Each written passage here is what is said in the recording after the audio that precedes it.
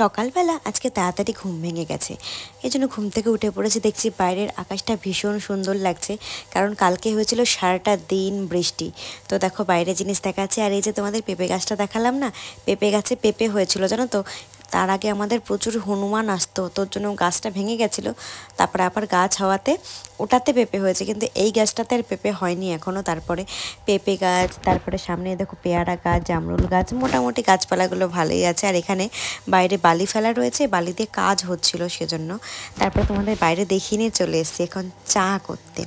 আর জানো তো কালকে এত বৃষ্টি হয়েছিল, প্রচুর পাতা পড়েছিল, ঝড়ও হয়েছিল। শুধু বৃষ্টি না, ঝড় হওয়ার জন্য এখানে যেহেতু প্রচুর গাছপালা, আমরা গ্রামে থাকি, খুব শহরে থাকি না, তো সেই জন্য গাছের পাতাতে পুরো উঠান ভরে গেছিলো। আগে ছাদও ভরে যেত, কিন্তু ছাদে এখন শেড দেওয়াতে ছাদে এসে সমস্যাটা এখন আর হয় না, কিন্তু উঠানটা পুরো পাতা পাতা হয়ে যেত। কাকি এসে ঝাড় দিয়ে দিচ্ছে, আর আমি ভাবলাম এদিকে কাকি এসছে আর আমি সকাল সকাল ঘুম থেকে উঠে পড়েছি, তো চাটা করে নেওয়া যাক। কারণ আমার তো আবার সকালবেলা উঠে চা ছাড়া চলে না, তার জন্য চা করতে চলে এসেছি। আমি খাবো, তোমাদের দাদাভাই খাবে, আর কাকি খাবে, আর কেউ নেই বাড়িতে, তো সেই জন্য চাটা করে নিচ্ছি। আর তোমার দাদাভাই দুধ চাটা খুব একটা বেশি ভালো খায় না, চিনি ছাড়া র চাটাই বেশি পছন্দ করে। আর আমার তেমনই হচ্ছে, গাঢ় চিনি দিয়ে চা বেশি করে দিয়ে, আমুল দুধ বেশি করে দিয়ে অনেকক্ষণ ধরে ফুটিয়ে আমি খাই হচ্ছে ওই রকম চা। মানে দুজনে হচ্ছে দুরকম চা খাই, যেখানে যাই না কেন, বাইরে গেলেও যদি চা খাই না, তো র চাটাই খাওয়া হয়। দেখো তোমার দাদাভাইয়ের র চাটা আগে ঢেলে নিচ্ছি, যেহেতু চিনি খায় না, আমি চিনি দেবো, তারপরে আবার দুধ চা করবো, তো তার জন্য দুবার করবো, ওর জন্য একবারে করে নিই, তাহলে আমাদের সুবিধা হয়। তো দেখো আমি র চাটা ঢেলে নিলাম, এখন তো দিয়ে আসবো তোমার দাদাভাইকে। এখনও ঘুমের থেকে ওঠেনি, ঘুম থেকে ডাকবো, দিয়ে র চা দিয়ে, মানে বেডটি দিয়ে ঘুমটা ভাঙবে, ততক্ষণে আমার দিকে দুধ চাটা হয়ে যাবে। দেখো চিনি দিয়ে দিলাম, আমি আর কাকি খাবো, তার জন্য এখানে 2 কাপ চা মতন করছি, ওই জন্য 2 কাপ চিনি, 2 চামচ চিনি দিলাম। আর আমি খুব একটা চিনি খেতাম প্রচুর, কিন্তু আমাকে তোমার দাদাভাই এখন চিনি খুব একটা বেশি খেতে দেয় না, কারণ জানি না কেন, প্রচুর চিনি খায় হয়তো, সেই জন্য বলে চিনি খাবে না। চিনি খাও, কিন্তু এত খাবে না। সত্যি কথা বলতে তোমরা জানো আমি রান্নাতেও একটু মিষ্টি মিষ্টি খাই, আমি ঝাল খুব একটা বেশি খেতে পারি না, পছন্দও করি না, তো সেই জন্য।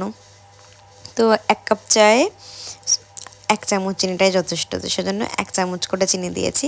আর এখানে চাটা ফুটতে লাগুক। বাইরে না এখনও পুরোপুরি বলবো যে মেঘ ক্লিয়ার হয়ে গেছে সেটাও কিন্তু হয়নি, এখনও কিন্তু ভালোই মেঘ রয়েছে। জানি না আজকের দিনে কি হবে, তবে দেখতে থাকো, কিছুক্ষণ পরে আবার বৃষ্টি নেমে যাবে, তার আগে মোটামুটি সমস্ত কাজ করে নিতে পারবো, তাহলে অনেক সুবিধা হয়। সকাল সকাল আমি দেখলাম, সকাল সকাল কাজ করে নিয়ে বসে থাকলে সারাটা দিন তোমার চুপচাপ শুধু বসেই থাকতে হয়, কোনো কাজই থাকে না। আজকে আমার যেটা হয়েছিল, তো চাটা খেয়ে এসে ভাবলাম এবার একটু রান্না করে নেওয়া যাক। সকাল সকাল উঠেছি যখন, তাহলে সকালে রান্নাগুলো করে নেওয়া যাক। তো এদিকে দেখো আমি ভাত বসিয়ে দেবো, আর এদিকে ভাজাভুজি করব, তো ভাবলাম যে আগে ভাজাটা করে নিই। ওদিকে ভাত আমি বসিয়ে দিয়েছি, এখানে বেগুন ভাজা হবে, কাঁকরোল ভাজা হবে, আর পটল ভাজা হবে। তো আমি একটু বেগুন ভাজা খেতে বেশি ভালোবাসি, কিন্তু আমার বেগুনে অ্যালার্জি থাকায় খুব একটা বেশি বেগুন আমি খাই না। তবে মাঝে মাঝে যখন ভীষণ ইচ্ছা করে তখন আমি বেগুনটা খাই। বেগুনে আমারও অ্যালার্জি রয়েছে, তোমাদের দাদা ভাইয়েরও অ্যালার্জি রয়েছে, তার জন্য না বেগুনটা খুব একটা বেশি খাওয়া হয় না, কিন্তু ওকে দিই না। কিন্তু আমার যখন মনে ইচ্ছা চায় না আজকে একটু বেগুন খাবো, তখন একটু বেগুনটা খেয়ে নিই। আর এই সরু সরু বেগুনগুলো খেতে বেশি ভালো লাগে আমার, তো সেজন্য দেখো বেগুন আর আমি কাঁকরোলটা আগে দিয়ে দিলাম, পটলটা একটু পর দিচ্ছে, কারণ পটল ভাজা হতে সময় একটু বেশি লাগে। তো আমার এদিকে রান্নাবান্না মোটামুটি হয়ে গেছে, ভাবলাম তাহলে এবার পুজোর ফুলটা তুলে নেওয়া যাক। তো দেখো গাছে কি সুন্দর ফুল ফুটেছে, আর আমি বাইরের কাজটা আগে করে নিতে চাইছি কেন, যদি এবার বৃষ্টি নেমে আসে তখন তো বাইরের কাজটা করতে পারবো না, তার জন্য বাইরের যে গাছগুলো রয়েছে সেগুলো আমি আগে করে নিতে চাই। তো দেখো এখানে গাছে সুন্দর ফুল ফুটেছে, তোমাদেরকে বলেছি টগর ফুলটা ফোটে, কিন্তু জানো তো বৃষ্টির জন্য টগর ফুলটা একটু কম ফুটছে। তো যাই ফুটুক, ঠাকুরের চরণে যাবে, যে কটা ফোটে সে কটা ফুল দিয়ে এখন পুজো দিয়ে দেবো।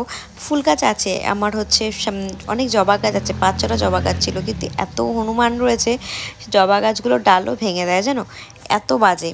তো যাই হোক, এখানে আমি ফুল তুলে নিচ্ছি, বেলপাতা তুলে নেব, দুব্বো তুলে নেবো, যেহেতু আজকে সোমবার, শ্রাবণ মাসের সোমবার, আমি এর জন্য সকাল সকাল স্নান করে পুজোও দিয়ে নেবো আজকে। ভেবেছিলাম যে আজকে উপোস থাকবো, কিন্তু শরীরটা খুব একটা বেশি ভালো না, তো সেজন্য উপোসটা আমি থাকতে পারছি না। তো চলো তোমাদের দেখিয়ে দিই যে ভাজা কতদূর হলো। পটল ভাজা বসিয়ে দিয়েছিলাম, এখানে পটল ভাজা দেখো, বললাম না তোমাদের পটল ভাজাটা হতে একটু সময় লাগে। এদিকে দেখো কাঁকরোল ভাজাটাও হয়ে গেছে, তো এবার কাঁকরোল ভাজা নামিয়ে নিয়ে পটল ভাজাটা অনেকটা সময় লাগবে হতে। আমার ভাজাভুজি খেতে বেশ ভালোই লাগে, তোমাদের কেমন লাগে অবশ্যই কমেন্ট করে জানিও। কিন্তু আমি কিন্তু ভাজাতেও চিনি খেতে খুব ভালোবাসি। শ্রাবণীর গল্পের অন্যটি ব্লগে তোমাদের সবাইকে স্বাগত জানাচ্ছি। আজকে হচ্ছে সোমবার, আজকে শ্রাবণ মাসের দ্বিতীয় সোমবার। তো আজকে সকাল সকাল ঘুম থেকে উঠে সমস্ত কাজবাজ ছেড়ে স্নান করে নিয়েছি পুজোটা দেবো বলে। তো এখন হালকা হালকা একটু একটু রোদ্দুর দেখতে পাচ্ছি, মানে সেই ওয়েদারটা যাবে না আজকেও যা মনে হচ্ছে, মানে রোদ্দুর বৃষ্টি সব কিছু একসাথে মিক্সড করে রয়েছে। তো বেশি কথা না বলে চলো এখন পুজোটা দিয়ে আসি। আশা করছি আজকের ব্লগটা দিয়ে তোমাদের ভীষণ ভালো লাগবে, তো চলো দেখতে থাকো।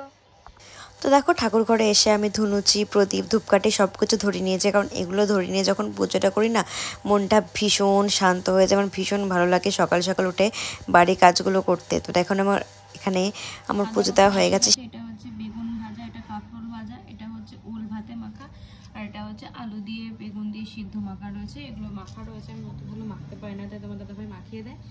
তার এখন ঝটপট করে খেয়ে নিই চলো। তারপর থেকে শুয়েই ছিলাম, আর প্রিয়ার বাইরে পড়ছিল বৃষ্টি, এর জন্য শুয়ে থাকতে ভালো লাগছিল, ঘুমাচ্ছিলাম, ফোন দেখছিলাম, এই সমস্তই করছিলাম।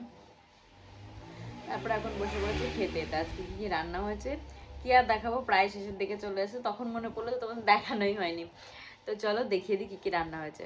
দেখো এখানে আমার খাওয়া দাওয়া প্রায় শেষ। এখানে হচ্ছে ডাল, আর তার সাথে একটা তরকারি ছিল, আমি একসাথে মিক্সড করে নিয়ে লেবু দিয়ে নিয়েছি। আর এখানে হচ্ছে চিপস, আরও হয়েছে পটল ভাজা হয়েছে, কাঁকরোল ভাজা হয়েছে, উস্তে আলু ভাজা হয়েছে, আর আমরা চাটনি হয়েছে, কিন্তু ওগুলো আর আমি খাইনি। তো এইগুলো নিয়ে এখন খেয়ে নিয়েছি, চলো খাওয়া দাওয়া সেরে নিই। দেখো 5:10 এখন রেডি হয়ে গেছি, এখন যাব হচ্ছে ড্রয়িং শেখাতে। বৃষ্টিটা একটু কমেছে, এদিকে বৃষ্টি যাও একটু হয়েছে, কিন্তু হাঁসখালিতে একটু হয়নি।